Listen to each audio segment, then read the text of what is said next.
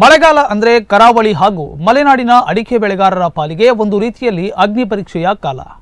ಈ ಅಗ್ನಿ ಪರೀಕ್ಷೆಯ ಕಾಲದ ಬಗ್ಗೆ ನುಡಿಸಿರಿಗಾಗಿ ಮಾಗೋಡಿನ ಟಿಜಿ ಹೆಗಡೆಯವರು ಮಾಡಿದ ಸ್ಪೆಷಲ್ ಸ್ಟೋರಿ ಇಲ್ಲಿದೆ ನೋಡಿ.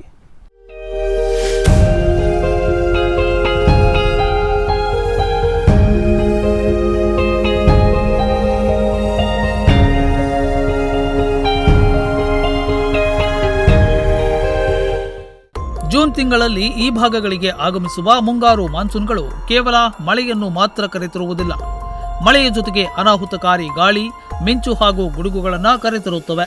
ಈ ಸಂದರ್ಭದಲ್ಲಿ ಮಳೆ ಹಾಗೂ ಗಾಳಿಯ ಹೊಡೆತಕ್ಕೆ ಸಿಕ್ಕು ಹಲವಾರು ಅಡಿಕೆ, ತೆಂಗು ಹಾಗೂ ಬಾಳೆ ಮರಗಳು ಮುರಿದು ಅಥವಾ ಬುಡ ಸಮೇತ ಕಿತ್ತು ಧರೆಗುರುಳುತ್ತವೆ.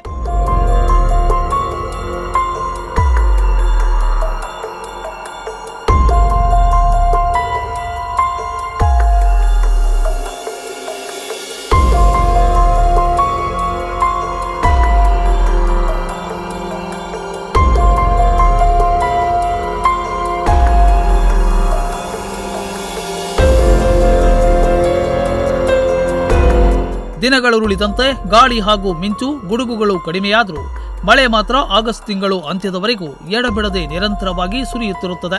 ಈ ಮಳೆಯಿಂದಾಗಿ ಅಡಿಕೆ ಮರಗಳಲ್ಲಿ ಬೆಳವಣಿಗೆ ಹಂತದಲ್ಲಿರುವ ಅಡಿಕೆ ಗೊನೆಗಳಿಗೆ ಕೊಳೆ ರೋಗ ಅಂಟಿಕೊಳ್ಳುತ್ತವೆ.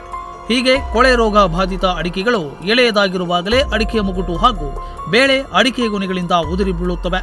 ಶ್ರಮ ವಹಿಸಿ ಕೃಷಿ ಮಾಡಿದ ರೈತ ಸಮರ್ಪಕ ಅಡಿಕೆ ಬೆಳೆ ಕೈಗೆ ದೊರಕದೆ ತುಂಬಾ ಕಷ್ಟ ನಷ್ಟ ಎದುರಿಸುವ ಸನ್ನಿವೇಶ ನಿರ್ಮಾಣಗೊಳ್ಳುತ್ತಿದೆ. ಪ್ರಕೃತಿಯ ಎದುರು ಹೋರಾಟ ನಡೆಸಿ ಗೆಲ್ಲುವುದು ರೈತರ ಪಾಲಿಗೆ ಅಸಂಭವ ಸಂಗತಿ ಎನಿಸಿದ್ರೂ ಕೂಡ ತಮ್ಮ ಬದುಕಿನ ಸೆಲೆ ಎನಿಸಿಕೊಂಡಿರುವ ಅಡಿಕೆ ಬೆಳೆಗಳನ್ನು ರಕ್ಷಿಸಿಕೊಂಡು ತಮ್ಮ ಉಳಿವಿಗಾಗಿ ಸಂಘರ್ಷ ನಡೆಸಬೇಕಾದುದು ಅವರಿಗೆ ತೀರಾ ಅನಿವಾರ್ಯ ಸಂಗತಿ ಎನಿಸುತ್ತದೆ.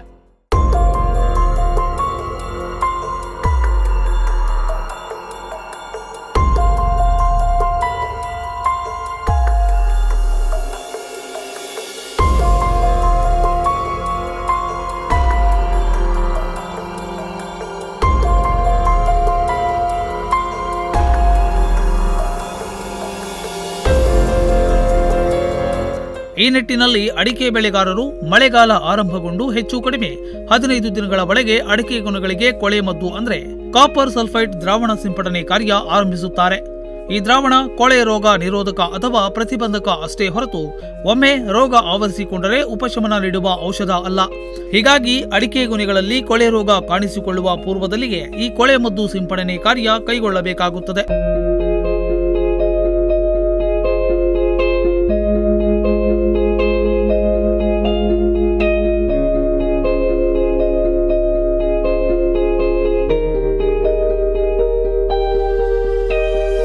ನಾವಿಲ್ಲಿ ನಿಮಗೆ ತೋರಿಸುತ್ತಿರುವುದು ಬಹಳ ಹಿಂದಿನಿಂದ ನಡೆದುಕೊಂಡು ಬಂದಿರುವ ಸಾಂಪ್ರದಾಯಿಕ ಕೊಳೆಮದ್ದು ಸಿಂಪರಣೆಯ ಪದ್ಧತಿ.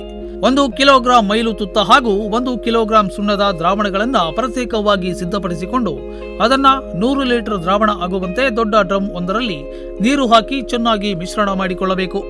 ನಂತರ ಅದನ್ನ ಅಡಿಕೆ ಗೊನೆಗಳಿಗೆ ಸಿಂಪಡಿಸಬೇಕು.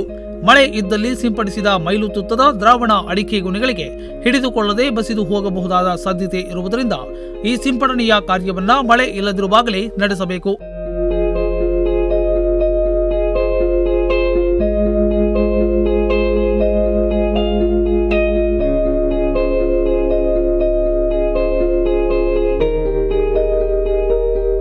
ಇನ್ನು ಮಾರುಕಟ್ಟೆಯಲ್ಲಿ ಹಲವು ರಾಸಾಯನಿಕ ಮದ್ದುಗಳಿವೆ. ಆದರೆ ಅವುಗಳಿಂದ ಭೂಮಿಯ ಫಲವತ್ತತೆ ಕಡಿಮೆಯಾಗಿ ಇಳುವರಿಯೂ ಕಡಿಮೆಯಾಗುತ್ತದೆ. ಹೀಗಾಗಿ ಹಳೆ ಸಾಂಪ್ರದಾಯಿಕ ಕೊಳೆ ಮದ್ದೇ ಉತ್ತಮವಾದದ್ದು. ಒಟ್ನಲ್ಲಿ ಮಳೆಗಾಲದಲ್ಲಿ ಮಲೆನಾಡಿನ ಬದುಕು ಹಿತಕರವಾಗಿದ್ದರೂ ಇಲ್ಲಿನ ಅಡಿಕೆ ಬೆಳೆಗಾರರ ಪಾಲಿಗೆ ಅಗ್ನಿ ಪರೀಕ್ಷೆಯ ಕಾಲವೇ ಸರಿ. ನುಡಿಸಿರಿಗಾಗಿ ಮಾಗೋಡ್ನಿಂದ ಟಿಜಿ ಹೆಗಡೆ.